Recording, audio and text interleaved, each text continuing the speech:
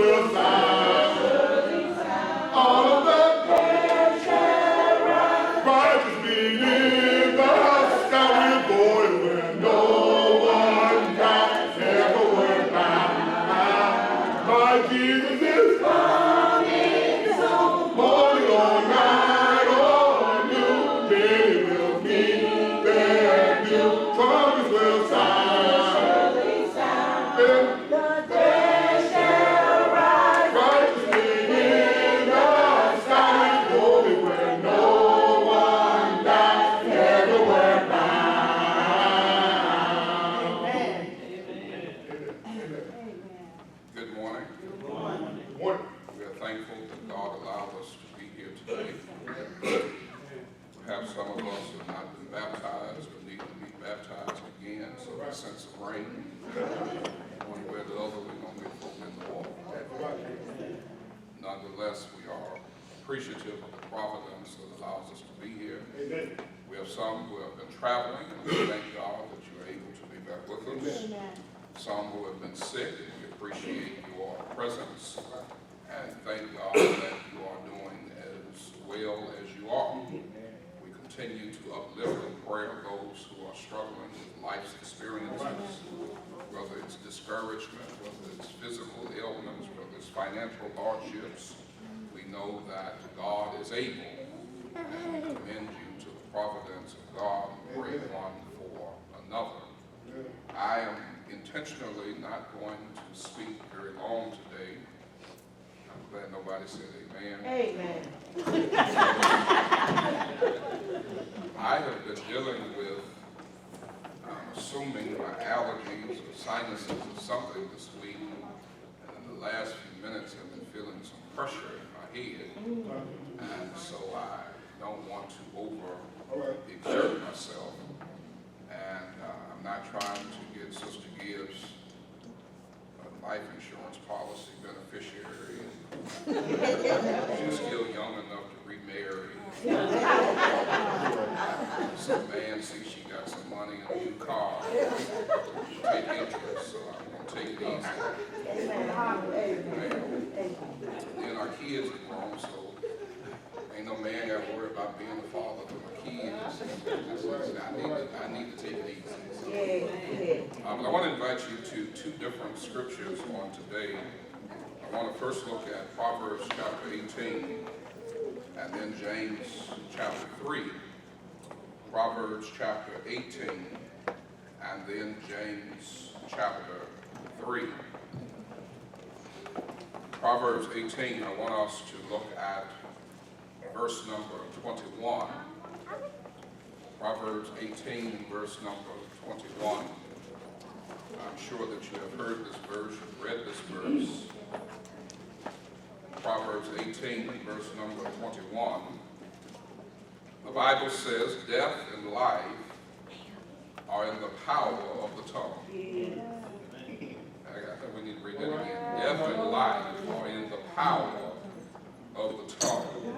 And they that love it shall eat the fruit thereof.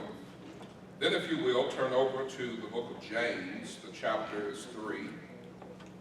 And in James chapter 3, meet me at verse number 3. The Bible says in James chapter 3, beginning with verse number 3, behold, we put bits in the horses' mouths, that they may obey us, and we turn about their whole body. Behold also the ships, which, though they be so great, are driven of fierce winds. Yet are they turned about with a very small ham, whithersoever the governor listeth. Even so the tongue is a little member, and boasteth great things. Behold, how great a matter a little fire kindleth. And the tongue is a fire, a world of iniquity, so is the tongue among our members, that it defileth the whole body, and setteth on fire the course of nature, and it is set on fire of hell, where every kind of beast and of birds and of serpents and of things in the sea is tamed, and have been tamed of mankind. But the tongue can no man tame. It is an unruly evil, full of deadly poison. Briefly this morning, the message is helped or hindered by a word. Someone has been helped by a word, and someone has been hindered by a word. When we think about words, words are beautiful. If you read classical literature like Shakespeare, and read poets like Angela Milo and Gwendolyn Brooks and others who put words together, you can wrap yourself up in a good book on a day like today, sitting in a comfortable chair and just get comfortable reading great words. Words have the power to paint pictures. Words have the power to provoke positive emotions and to allow a person to become more acquainted with his senses and his ability to perceive a thought or a concept being displayed by words. But words also can be poisonous. Words can be deadly. Words can do great hurt or harm. There are many people who fail to live up to their potential, not because they don't have the potential, but because they have been told something negative about themselves.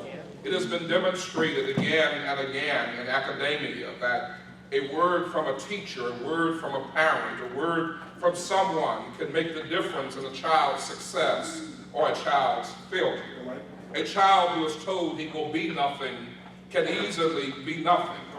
Not because he does not possess the skills or the know-how to do better, but he has allowed words to infiltrate his spirit and poison his mind and kill his potential. Words are so powerful that we must be careful even when we speak to our little children.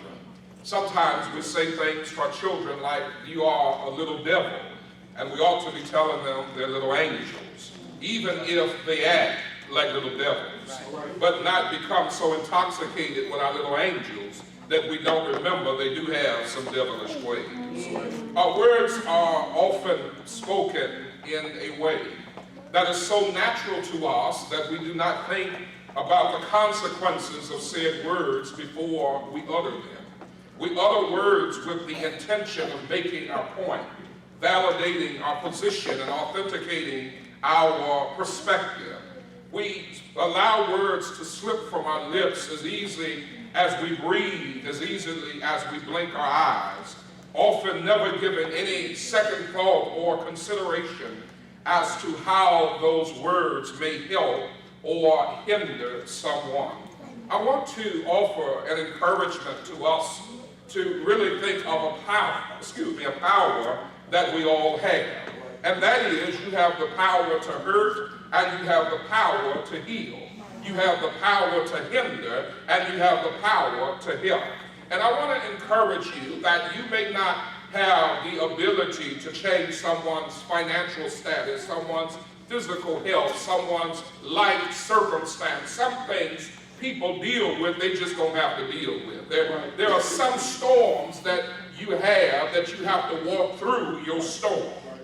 When we read the psalmist who says, "Yea, though I walk through the valley of the shadow of death," there are two interesting things about walking through the valley of the shadow of death. Number one, it is not always God's will to take you out of the valley. There are times that you just have to deal with what you have to deal with. The second thing that's interesting when he says, "Yea, though I walk through the valley," the desire of all of us is that we like to run through valleys. If you grew up like I grew up in Chicago on some of the worst sides of town, we moved a lot, but I was raised on the south side of Chicago, and we had some areas that we knew we don't drive through slowly and we don't walk through slowly. If you have to go that way, you go that way. You don't look, you just hurry up and do what you got to do because trouble is lurking around the corner somewhere. But when you walk through the valley of the shadow of death, You can't run through some things you got to go through. Some things you just got to walk through it. You got to take your time and just get through it when God, by grace, sees fit for you to get to the other side. So what I am suggesting is that we may not have the ability to change people's lives, their circumstances, and their realities, but we can offer something by way of a word that might bless somebody. The first thing is that we can bless people with words of edification. The word edify means to build up. Well, why is it important to build people up? You must understand, first and foremost, that people are torn down. If you don't understand that people have been torn down, you can never appreciate that they need to be built up. Who are people torn down by? Number one, by Satan. You will have problems once you become a member of the church that you never had when you weren't a member of the church. The fact that you're a part of the family of God, Satan will mess with you. He will get on your trail. He will trouble you. He will discourage you. He will tear you down. He will creep into your house. Your number might not be listed. Your address might be unpublished, but Satan knows how to find all of us. You can move and not forward your mail, and I guarantee Satan knows where you are. And so people are torn down by Satan. But then think about the normal realities of life. People are torn down in their marriages. They're torn down as singles. They're torn down as parents. They're beat up by bill collectors. They're beat up on their jobs. Folk have problems.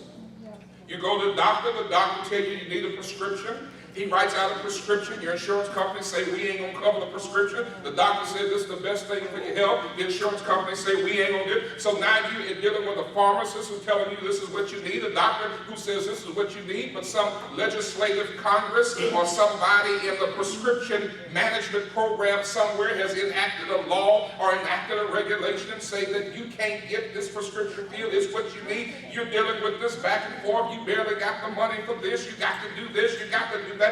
People are torn down by life. When we come in on Sundays, it's in our tradition, it's in our culture to dress up on Sundays. We look in the mirror, we make sure we look good, we smell good, and we do our best to put a Sunday smile on our face. And I've come to the conclusion that every smiling face ain't a happy face.